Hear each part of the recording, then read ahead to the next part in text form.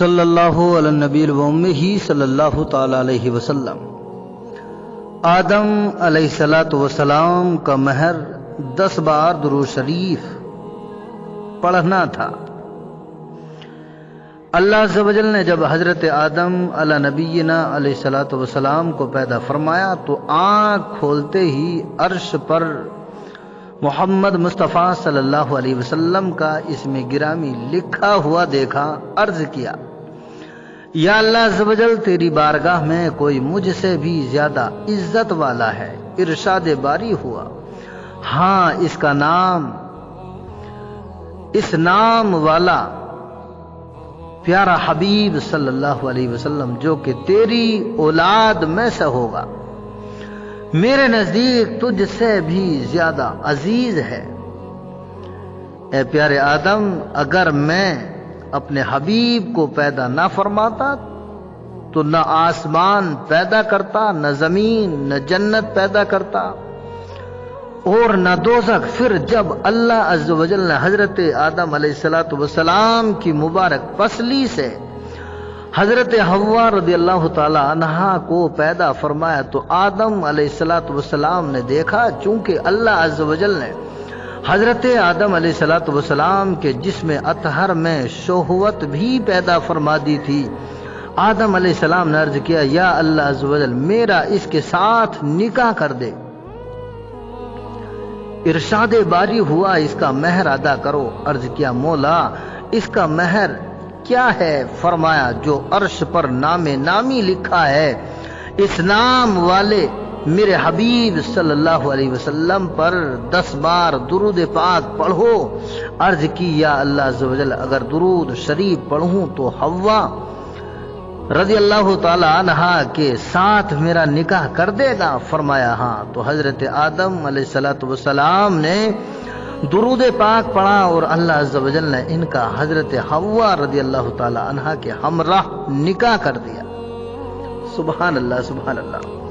امداد مصطفیٰ صلی اللہ علیہ وسلم۔ ایک غریب شخص تھا جس پر 500 درہم کا قرضہ تھا۔ اسے ایک رات سرکار مدینہ صلی اللہ علیہ وسلم کی خواب میں زیارت ہوئی۔ اس نے سرکار صلی اللہ علیہ وسلم کی خدمت میں اپنی پریشانی عرض کی۔ سرکار صلی اللہ علیہ وسلم نے ارشاد فرمایا تم ابو الحسن کیسانی کے پاس جاؤ اور میری طرف سے اسے کہو کہ وہ تمہیں 500 درہم دے۔ وہ کیسانی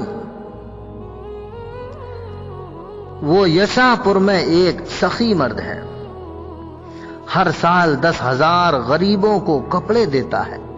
وہ اگر تم سے کوئی نشانی طلب کرے تو کہہ دینا تم ہر روز دربار رسالت صلی اللہ علیہ وسلم میں 100 بار درود پاک کا تحفہ پیش کرتے ہو، مگر کل تم نے درود پاک نہیں پڑھا۔ وہ شخص بیدار ہوا اور ابو الحسن کیسانی کے پاس پہنچ گیا اور اپنا حال زار بیان کیا، ساتھ ہی سرکار صلی اللہ علیہ وسلم کا پیغام بھی سنایا۔ تو ابو الحسن سنتے ہی وجد میں آ گئے اور تخت سے اتر کر دربار الہی میں سجدہ شکر ادا کیا۔ پھر کہا اے بھائی، یہ میرے اور اللہ عز و جل کے درمیان ایک راز تھا، دوسرا کوئی اس راز سے واقف نہ تھا۔ واقعی کل میں درود پاک پڑھنے سے محروم رہا تھا۔ پھر ابو الحسن کیسانی نے اپنے غلام کو حکم دیا کہ اس کو 500 کے بجائے 2,500 درہم دے دو۔ پھر کہا اے بھائی 500 درہم ہم سرکار صلی اللہ علیہ وسلم کے حکم کی تعمیل میں پیش کر رہا ہوں۔ 1,000 درہم مدنی آقا صلی اللہ علیہ وسلم کی طرف سے پیغام اور بشارت لانے کا شکرانہ ہے، اور یہ 1,000 درہم آپ کے یہاں قدم رنجا فرمانے کا نذرانہ ہے۔ مزید کہا آپ کو آئندہ جب کبھی کوئی ضرورت پیش ہو میرے پاس ضرور تشریف لایا کریں۔ مشکل کو جو آ پڑی کبھی تیرے ہی نام سے ٹلی، مشکل جو آ پڑی کبھی تیرے ہی نام سے ٹلی، مشکل کشا ہے تیرا نام नबियों के सरवर व इमाम सल्लल्लाहु ताला अलैहि वसल्लम। प्यारे इस्लामी भाइयों, अल्लाह अज़्ज़ व जल के करोड़ करोड़ एहसान के उसने हमें अपने प्यारे हबीब सल्लल्लाहु अलैहि वसल्लम की उम्मत में पैदा फरमाया, जो अपनी उम्मत के तमाम अहवाल को जानते हैं, उम्मत की परेशानियों को भी जानते हैं, मदद और दस्तगीरी भी फरमाते हैं। चुनांचे हजरत शाह अब्दुल अजीज मुहद्दिस देलवी रहमतुल्लाह अलैह तफसीर अजीजी में आयत मुबारका व यकून रसूल अलैकुम शहीदा यानी और ये रसूल तुम पर गवाह हैं के तहत फरमाते हैं, तुम्हारे रसूलुल्लाह सल्लल्लाहु अलैहि वसल्लम तुम पर क़यामत के दिन इस वजह से गवाही देंगे कि वो नूरे नबूवत से हर मोमिन के रुतबे को जानते हैं कि उसके ईमान की हकीकत क्या है, और ये भी जानते हैं कि मेरे फला उम्मती की तरक्की में क्या चीज रुकावट बनी हुई है। अलहासिल रसूल अकरम सल्लल्लाहु अलैहि वसल्लम तुम्हारे गुनाहों को भी जानते हैं और तुम्हारे ईमान के दर्जात से भी बाखबर हैं, और आप सल्लल्लाहु अलैहि वसल्लम तुम्हारे अच्छे बुरे अमाल से भी वाकिफ हैं और तुम्हारे इखलास व निफाक पर भी आगाह हैं।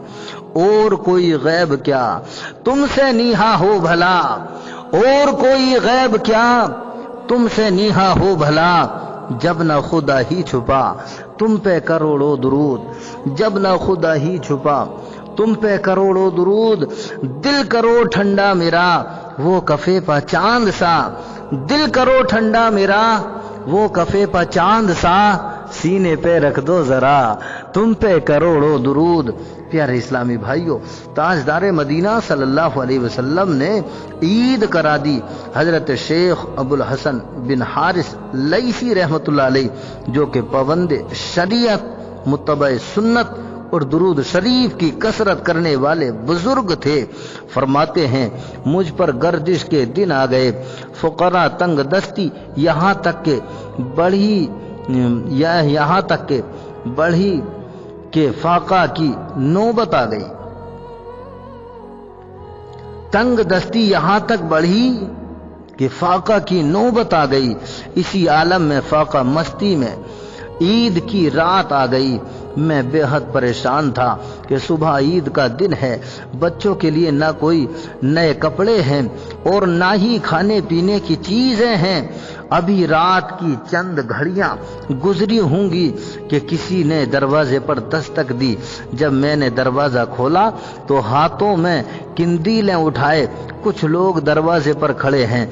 मैं बेहद परेशान था कि ना जाने इस वक्त ये लोग क्यों खड़े होंगे, क्यों खड़े हैं कि इसमें से एक खुश पोश शख्स जो इस इलाके का रईस था आगे बढ़ा और उसने बताया, अल्हम्दुलिल्लाह अभी अभी मैं सो रहा था कि मेरी किस्मत का सितारा चमक उठा। क्या देखता हूँ कि शहंशाह कौनैन सल्लल्लाहु अलैहि वसल्लम गरीब खाने पर तशरीफ लाए हैं और मुझसे फरमा रहे हैं, ऐ अबुल हसन और उसके बच्चे बड़ी तंग दस्ती और फक्र फाका के दिन गुजार रहे हैं। तुझे अल्लाह अज़्ज़ व जल ने बहुत कुछ दे रखा है, जा और जाकर उनकी खिदमत कर, उसके बच्चों के लिए कपड़े भी साथ लेता जा और कुछ खर्ची भी दे आ ताकि वो अच्छे तरीके से ईद कर सकें और खुश हो जाएं। ये कुछ सामान ईद कबूल फरमाएं और मैं दर्जी को भी साथ लेता आया हूँ। आप बच्चों को बुला लें ताकि उनके लिबास का नाप लेकर उनके कपड़े तैयार कर दिए जाएं। फिर इस रईस ने दर्जियों को हुक्म दिया कि पहले बच्चों के कपड़े तैयार करो और बाद में बड़ों के, लिहाजा सुबह होने से पहले पहले सब कुछ तैयार हो गया और सुबह घर वालों ने खुशी खुशी ईद मनाई। तेरे करम से ऐ करीम मुझको कौन सी शय मिली नहीं, तेरे करम से ऐ करीम मुझे कौन सी शय मिली नहीं, झोली ही मेरी तंग है तेरे यहाँ कमी नहीं, झोली ही मेरी तंग है तेरे यहाँ कमी नहीं, कोई कमी नहीं।